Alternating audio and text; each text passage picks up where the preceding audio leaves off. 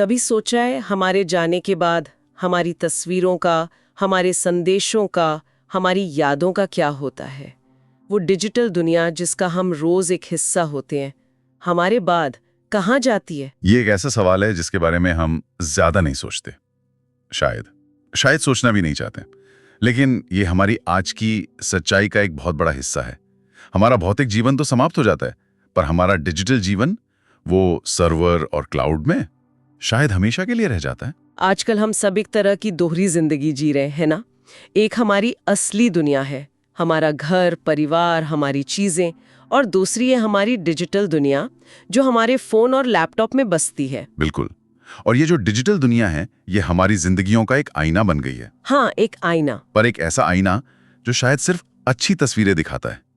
हम अक्सर अपने सोशल मीडिया पर अपनी जिंदगी का सबसे अच्छा, सबसे सजाया हुआ हिस्सा ही तो दिखाते हैं। हमारी छुट्टियों की तस्वीरें, हमारी सफलताएं, हमारी खुशियां। और हमारे जाने के बाद वही अधूरा चुना हुआ संस्करण हमारी स्थायी विरासत बन जाता है, जो शायद पूरी सच्चाई भी नहीं बताता। ये बहुत दिलचस्प बात है। मतलब जो पहचान हम ऑनलाइन बनाते हैं, हाँ, वो हमारे बाद भी बनी रहती है। हमारे फोन, हमारे सोशल मीडिया अकाउंट्स, ये सिर्फ टेक्नोलॉजी नहीं बल्कि हमारी जिंदगियों का एक बक्सा बन गए हैं, जिसमें हमारे रिश्ते, हमारी खुशियां, हमारे राज, सब कुछ कैद है। सही बात है। जब कोई इंसान चला जाता है तो उसकी भौतिक चीजों का क्या होगा ये तो तय होता है। वसीयत होती है, नियम होते हैं, लेकिन उस डिजिटल बक्से का क्या होता है? यहीं पर मामला उलझ जाता है। डिजिटल डेटा अपने आप खत्म नहीं होता, वो कहीं ना कहीं किसी ना किसी सर्वर पर मौजूद रहता है। एक बहुत ही चौंकाने वाला अनुमान है कि साल 2070 तक फेसबुक पर जीवित लोगों से ज्यादा मृत लोगों के प्रोफाइल होंगे। एक मिनट, क्या कहा आपने? जीवित लोगों से ज्यादा मृत लोगों के प्रोफाइल? जी हाँ, ये प्लेटफॉर्म एक तरह से दुनिया का सबसे बड़ा डिजिटल कब्रिस्तान बन जाएगा। अब सोचिए, भविष्य की पीढ़ियों के लिए सोशल मीडिया का अनुभव कैसा होगा जब वे एक ऐसी डिजिटल दुनिया में बातचीत करेंगे जहां जिंदा लोगों से ज्यादा गुजर चुके लोगों की यादें और प्रोफाइल हैं। ये हमारे समाज के याद करने और शोक मनाने के तरीके को हमेशा के लिए बदल सकता है। ये सोचने में भी बहुत अजीब लगता है। मतलब एक ऐसी दुनिया जहां गुजर चुके लोगों की आवाजें, उनकी तस्वीरें, उनकी बातें हमेशा के लिए मौजूद रहेंगी। और ये सिर्फ फेसबुक की बात नहीं है।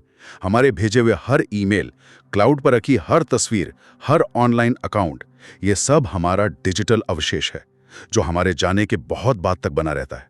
ये एक ऐसी विरासत है जिसके बारे में हमने कभी सोचा ही नहीं था कि हम पीछे छोड़ जाएंगे। और ये विरासत बहुत ज्यादा निजी होती है।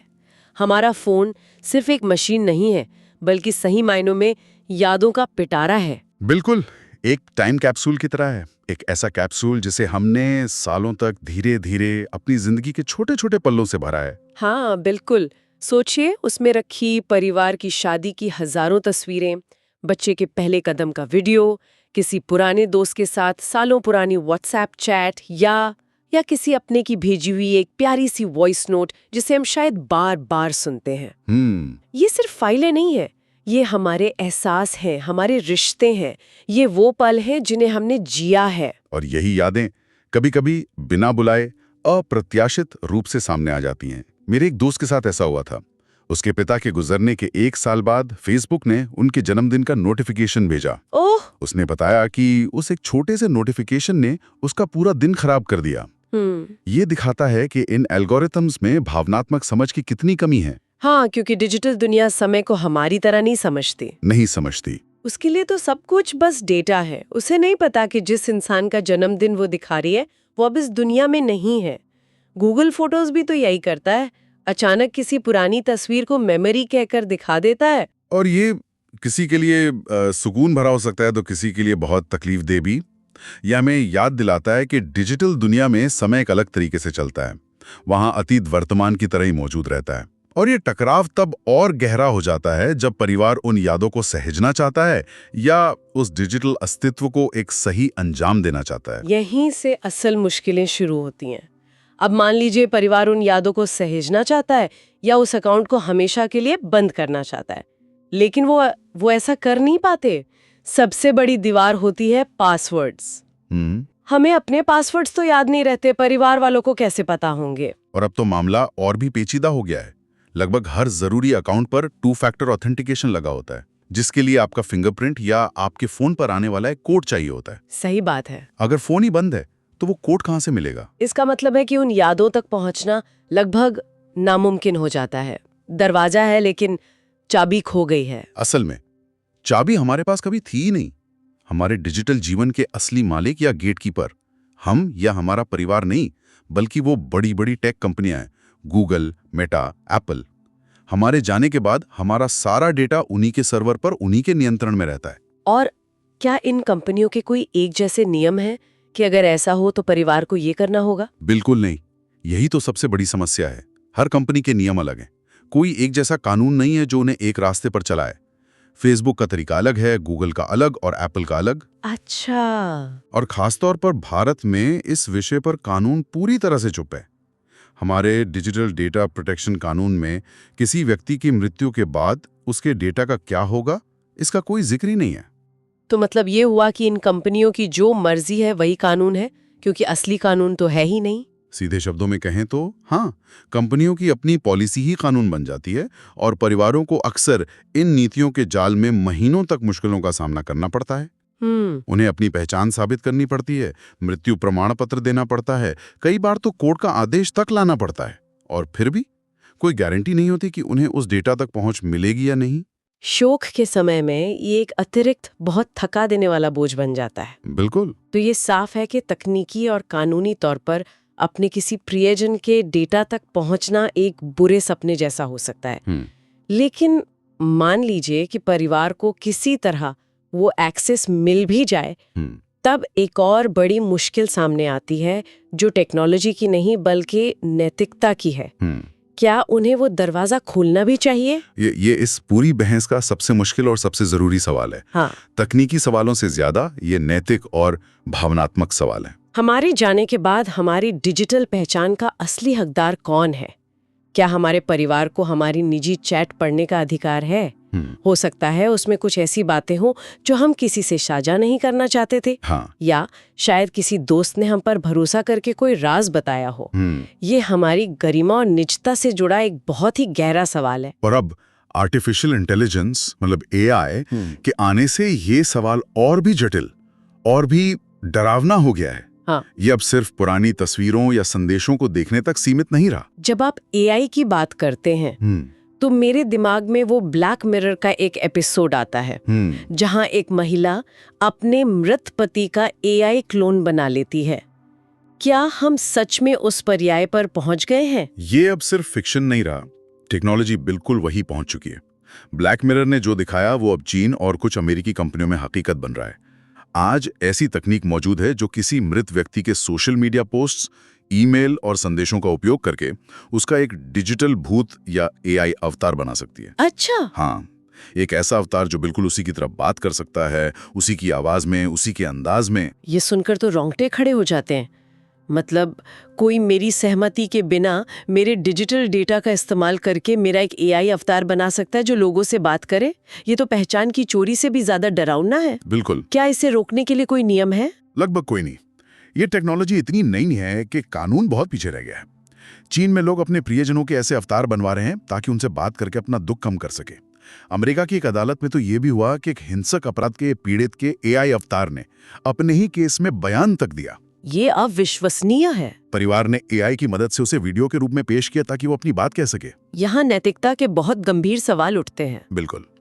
क्या किसी व्यक्ति की सहमति के बिना उसे डिजिटल रूप में फिर से जीवित करना सही है? क्या ये याद करने का एक नया सुकून देने वाला तरीका है, या खुद को एक ऐसे धोखे में रखने जैसा है जिससे बाहर निकलना मुश्किल हो जाए? और क्या होगा अगर उस एआई अवतार का गलत इस्तेमाल किया जाए? ये ऐसे सवाल हैं जिनका जवाब हमारे पास अभी नहीं है, और समाज के तौर पर हमें इसके बारे में सोचना शुरू करना होगा। इन सब बातों का मकसद किसी को डराना नहीं बल्कि सोचने पर मजबूर करना है। और अच्छी बात यह है कि जहां तकनीक ने उलझन पैदा की है वहीं कुछ समाधान भी देने शुरू कर दिए हैं। अब कुछ रास्ते बनने लगे हैं। हाँ, अब कंपनियां इस बारे में सोचने लगी हैं। उन्हें एहसास हो रहा है कि ये एक गंभीर मुद्दा है और उनकी भी कुछ जिम्मेदारी बनती है। कुछ प्लेटफॉर्म्स अब ऐसे टूल्स दे रहे हैं जिनसे हम पहले से योजना बना सकते हैं।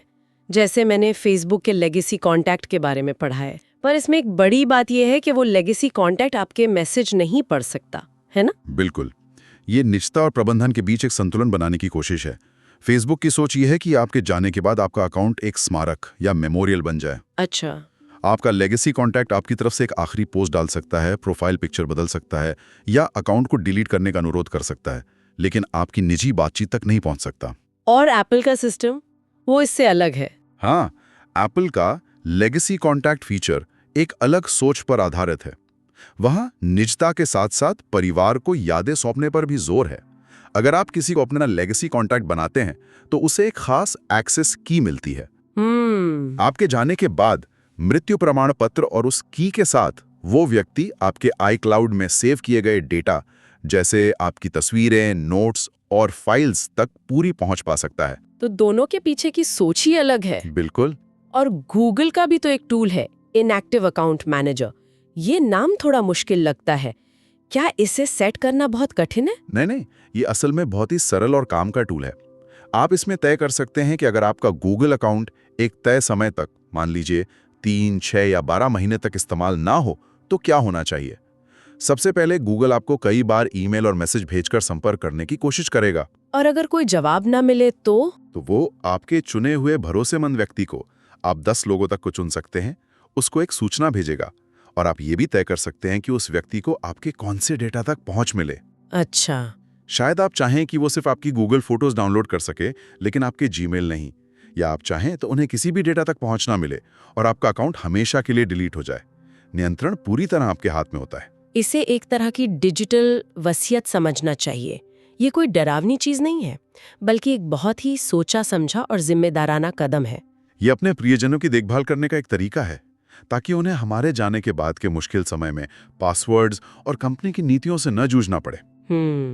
ये अपने बारे में एक निर्णय लेने जैसा है कि आप अपनी डिजिटल यादों को सहेजना चाहते हैं, उन्हें किसी के साथ साझा करना चाहते हैं या उन्हें अपने साथ ही हमेशा के लिए मिटा देना चाहते हैं। ये सुनिश्चित करना है कि आपकी कहानी आपके जाने के बाद उसी तरह से याद की जाए जैसा आप चाहते हैं।